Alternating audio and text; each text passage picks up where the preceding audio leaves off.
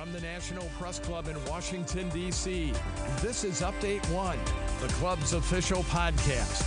It features newsworthy stories originating from the NPC facilities, as well as broader topics related to journalism, communications, press freedom, and transparency.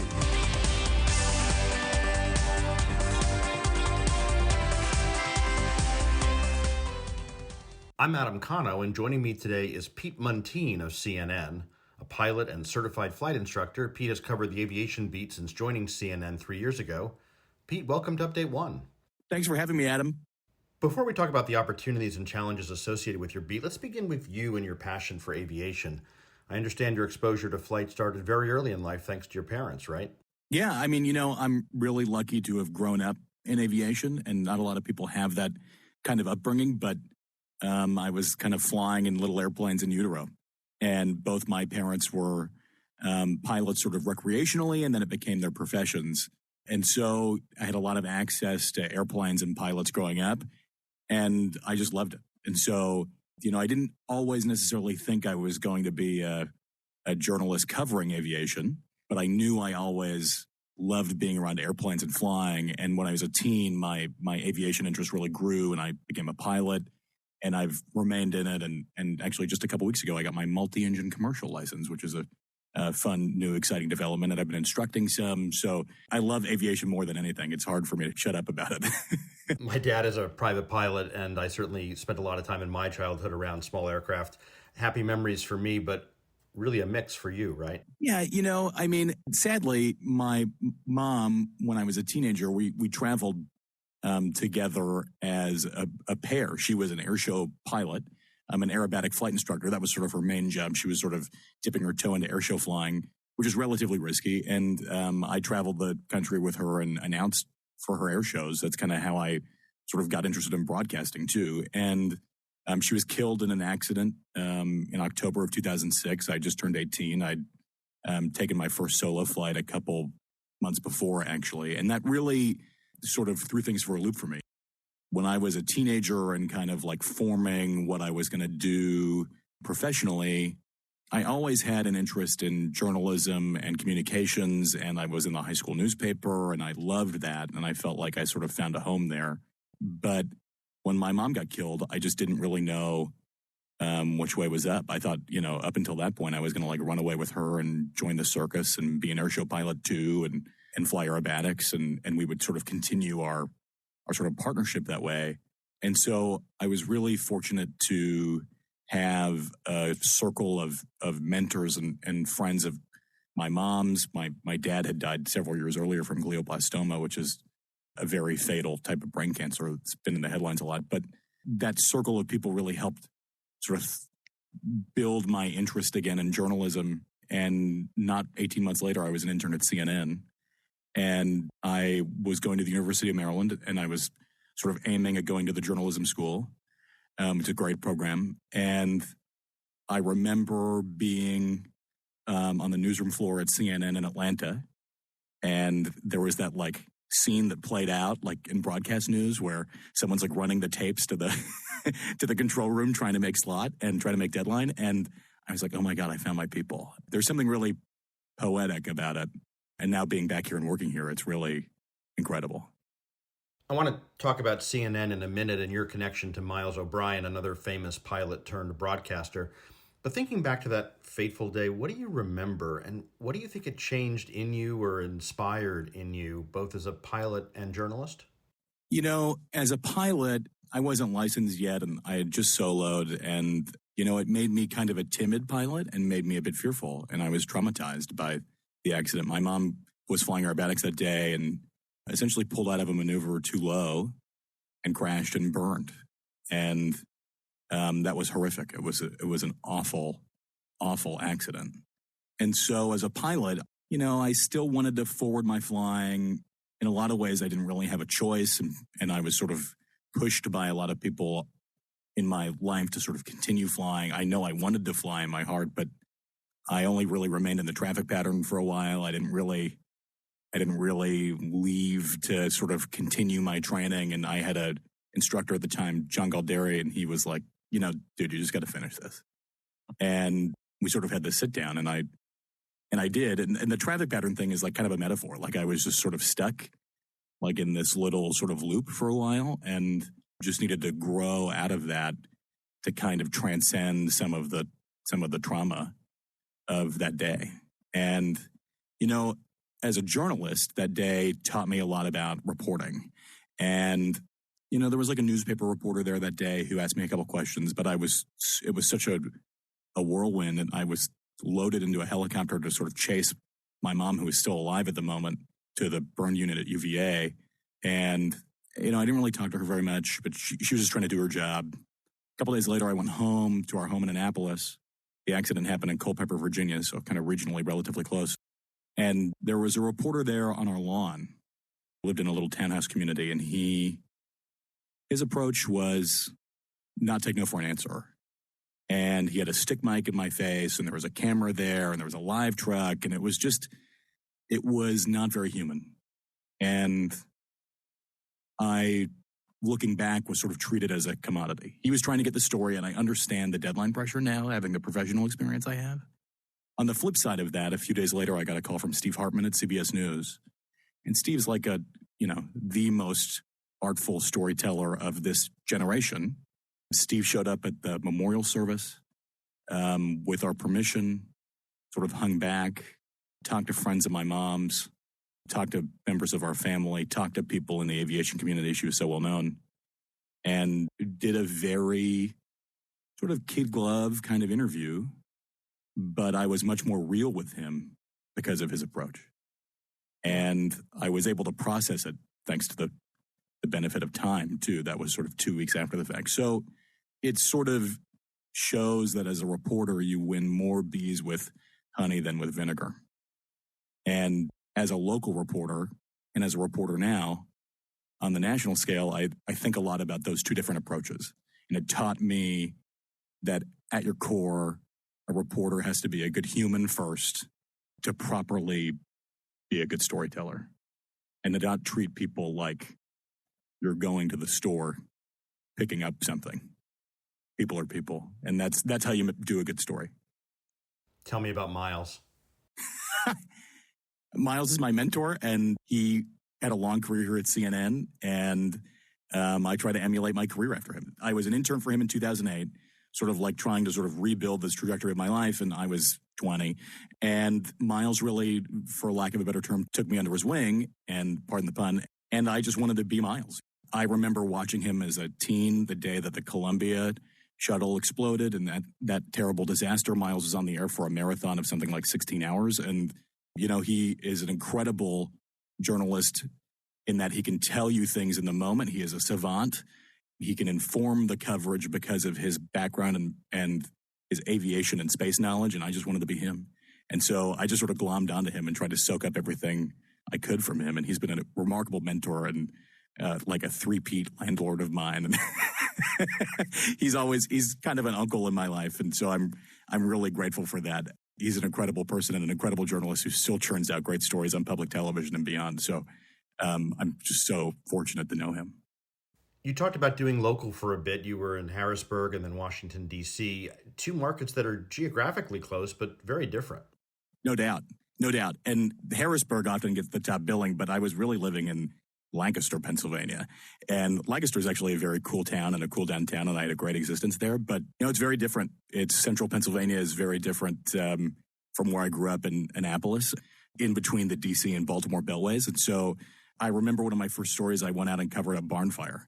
And I remember coming back to the newsroom, and the producer was like, what kind of farm was it? I'm like, oh, it was a farm. And she's like, well, was it a dairy farm? We're like, what were they doing there? I'm like, I have no clue.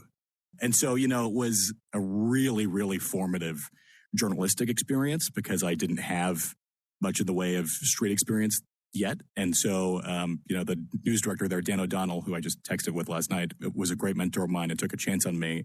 And that was a middle market, even though it sounds small. I'm a mid-market TV station. There are a lot of people there who make their whole lives, their whole careers there. And so I got sucked up to that level of talent. And I feel really, really grateful for that all the time. And so I started that as a weekend one-man band. I was producing on the weekends, the 6 and 11 show. And then I would after that. And then I would report 3 nights a week, nightside with a photographer. Then I became a bureau reporter in New York.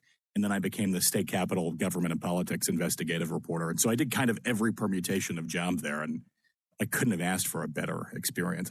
I stayed there for about 6 years, and I had a lot of different ways to grow there. And I miss it a lot, actually. It was very fun. You arrived back at CNN in the early months of the pandemic. What was working live news like during such a unprecedented time with uncertainty, both for aviation and journalism itself? Yeah, I think I got a really pure CNN experience because this is a really big place. And so there are a lot of shows, there are a lot of mouths to feed in that way from different content, different types of stories. And so, I was kind of working from home, but also traveling. This is April of 2020, and the airlines had pretty much all been shuttered, essentially. No one was really flying at the moment. And so one of the first stories was go out on an airliner and see what it's like. And the airlines had their own mask mandates in place. The other, there was no federal mask mandate in place. And it was a really incredible time to cover this beat because nothing had sucked the wind out of the room when it came to travel like the pandemic ever before in modern times. I mean, the industry was hit pretty hard by 9/11, but not near as bad. We're talking airlines bleeding tens of millions of dollars each day. It was a very interesting trial by fire, and I am pretty grateful for the opportunity, but it was tough to talk to all these people on the air and then like anchors and then never having met them.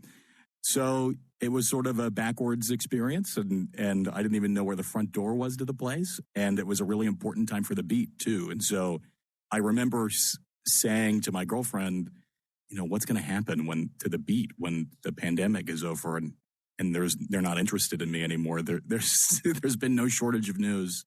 And I love the beat more than anything. It's super dynamic, and I couldn't be more thrilled to be able to cover it day to day. It certainly has its highs, and no pun intended, although I feel like this interview is going to have a lot of aviation puns as we go along. But it has terrible lows as well, and I think to the Boeing MAX crashes and things like that in recent years. Can you talk a little bit about handling those highly charged accidents, incidents, and things like that?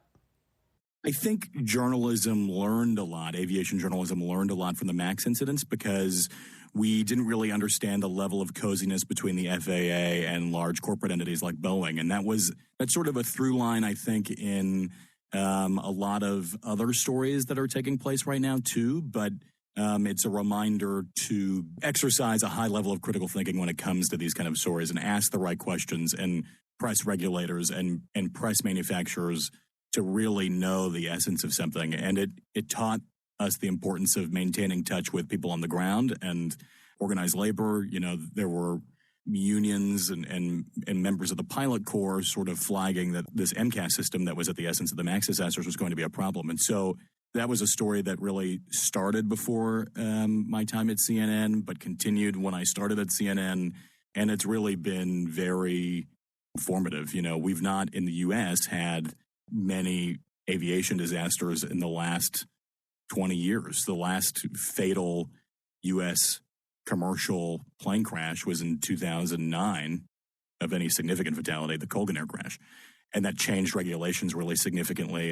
And to cover a disaster like the MAX, which there were 2 of, and to cover it through sort of multiple different episodes was I think, very educational for journalists like me and many others, too. It was a really serious charge against Boeing, and it taught me a lot, somebody who wasn't covering the FAA day-to-day, about how the FAA works.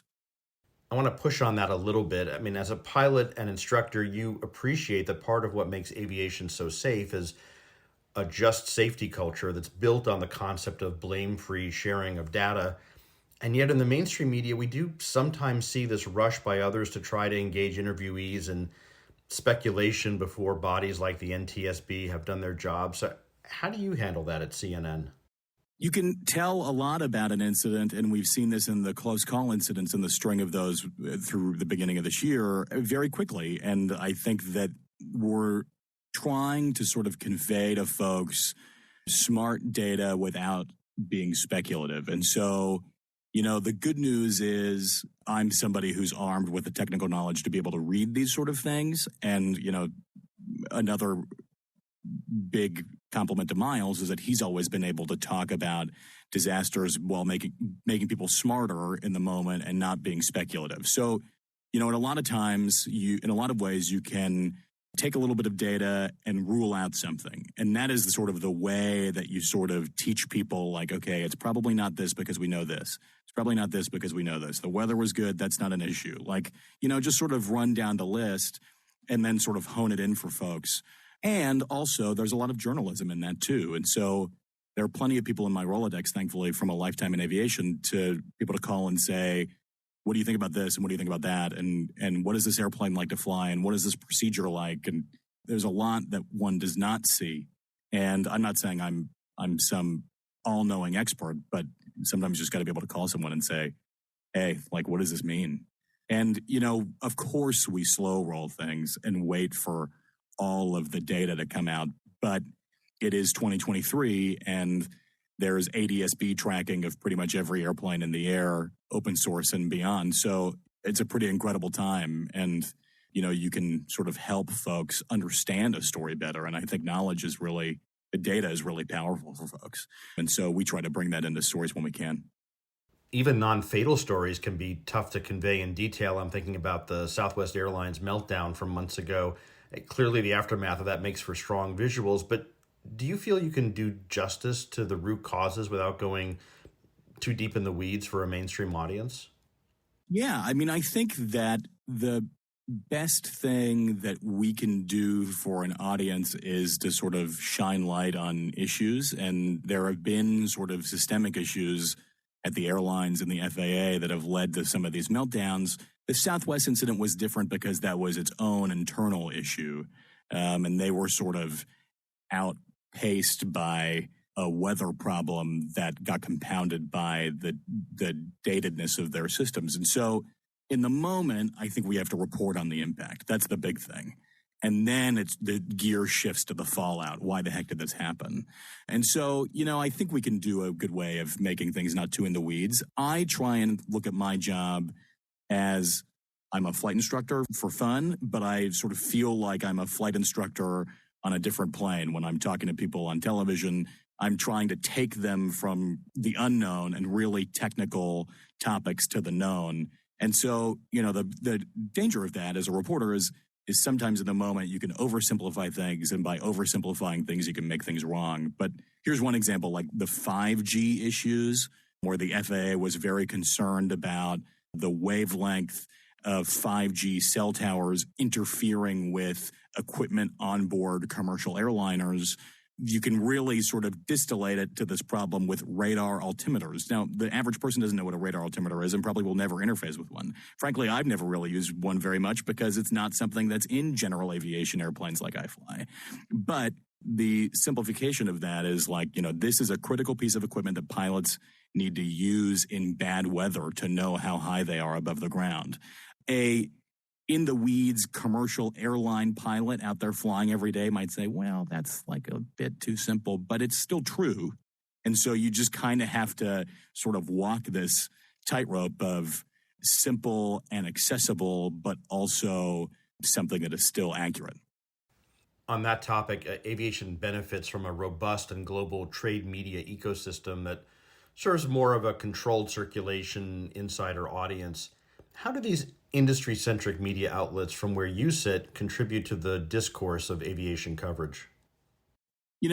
We operate at different speeds, but I think that the industry media really drives a lot of the conversation just because they know the landscape so much better. We just have different audiences. So they're sort of broadcasting or narrowcasting to an aviation or transportation audience. We're broadcasting to a very wide audience. And so the challenge is kind of the same. How do you take technical topics and make them interesting to a normal audience? And I think that, the one example is the trade media has covered these close call incidents.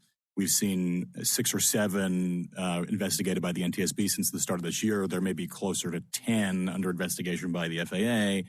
And, the trade media is really focused on why is this happening. In the moment, we're sort of focusing on this is what it is.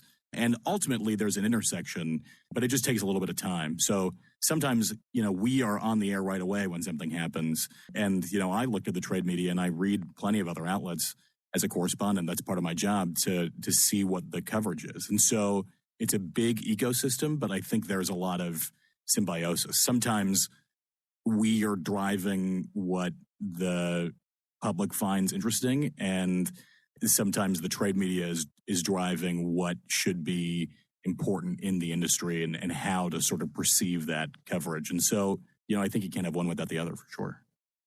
We've talked a lot about aviation, but your beat has included other forms of transportation, such as rail. How does your extensive experience as a pilot and flight instructor help when you're covering something like DC's trouble-plagued metro rail system or the recent East Palestine train derailment? The one big benefit that I have in aviation is that I have a fair amount of access. And so, I have been able to fly like large transport category flight simulators, and I can say like, this is what the MAX is like and that kind of thing. I'm probably never going to be able to operate a freight train, and I'm probably never going to be in the train operator's seat of a metro car. But, I covered metro in local news at Channel 9, WUSA here in D.C., and that's a really important local story. And all these transportation stories come back to people, and we just rely on it so much. But, it's kind of the same. It's a lot of the same terminology. The safety culture is the same. There are regulatory bodies that are pretty similar, and some are actually the same. The NTSB investigates not only aviation, but rail and pipeline and automotive issues and beyond. So, there's a lot of overlap. And I'm sort of grateful for that because, these two things are both in my portfolio. But, even in the moment, I remember covering a derailment in Missouri, and I could just say on television right away, the NTSB will look at this, they'll look at the track condition, they'll look at the weather, they'll look at the recorders in the train itself. And so it's very similar to covering aviation and aviation incidents. There's a lot of overlap. Two more quick questions. The National Press Club is known as the world's foremost organization for journalists, but many of our members are professional communicators. How can PR practitioners be helpful and not a hindrance from your perspective? I hear from a lot of PR pros on a daily basis, and I think the best ones are ones who pay attention to what we're covering and the types of stories that we're covering. Those are typically the best pitches, and the best PR pros know how to lean into the moment. So sometimes we might not be interested in something that is sort of far off because CNN is so very much driven by the moment and breaking news and spot news. But there is a lot of opportunity to enterprise, but it still has to come back to the news of the day. It still has to come back to a theme that is affecting everyone's lives. And so, right now I'm working on a story on the air traffic controller shortage, which will impact flights and cancellations and delays this summer. So if there was a pitch on something that was sort of more tangential to that, it would be hard to sell. But I think that, we're always interested in things that sort of are the next story that we'll be covering. And so I think, PR professionals who can sort of crystal ball it and say, well, Pete's going to be covering summer travel, we should be pitching him things that are related to summer travel. And, I have a really great relationship with a lot of PR professionals at different organizations and agencies and companies. And it's really, we rely on one another. And I just appreciate honesty and the ability to know what this outlet is interested in and what journalists are interested in. And I especially appreciate people who've been there, who've covered the news too. The jobs I think are actually pretty similar. On that topic, in terms of transparency, you've been on the transportation beat long enough to spot trends, whether it's working with industry sources or government ones. What kind of evolution have you perceived, and how does that impact what we see on CNN? I think the big evolution is that national media has seen that transportation is a very important beat, and it affects people's lives in a huge way. It's easy for Washington stories to just be under the dome, but this is something that is policy that really impacts people. And I think the shift has been to like I said earlier, like I was worried I was going to run out of news to cover. There's been no shortage, and I think that is sort of due in part to the media really paying attention to transportation more and how it impacts people. And so that's the shift that I have perceived. And, I'm somebody who pounds their fist on the podium and says, we should be covering this because this impacts this many people. But I think generally the media has sort of finally realized this is a huge beat and we can't miss these kind of stories. Pete, thanks so much for your time. Thanks, Adam. Pete Muntean is a CNN correspondent based here in Washington, D.C. You can follow him on CNN as well as on Twitter at Pete Muntean. I'm Adam Konowe. Thanks again for listening. You have been listening to Update One, the official podcast of the National Press Club, the world's leading professional organization for journalists and a vigorous advocate of press freedom worldwide. If you have any questions or comments about Update One, send an email to updateonepodcast@gmail.com.